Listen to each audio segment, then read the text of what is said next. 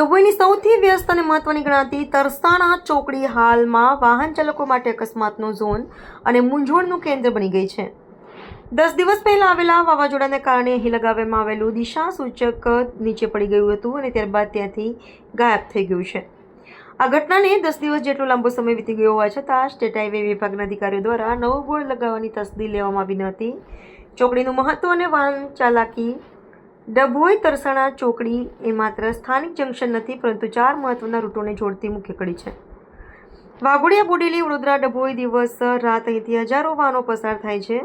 સ્થાનિક લોકોને તો રસ્તાની ખબર હોય છે, પરંતુ રાત્રિના સમયે બહારગામથી આવતા વાહન ચાલકો ભારે મુશ્કેલીમાં મુકાય છે.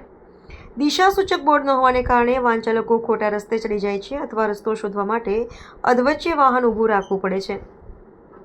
અકસ્માતનો ભારે ભય. આ મુખ્ય ચોકડી ઉપર અગાઉ પણ વારંવાર અકસ્માતો સર્જાઈ ચૂક્યા છે. રાત્રિના અંધારામાં દિશા ન સૂઝાતા વાહનો અચાનક બ્રેક મારે છે અથવા ખોટી દિશામાં વળી જાય છે, જેનાથી ગંભીર અકસ્માત થવાનો ભય સતત તોળાતો રહે છે.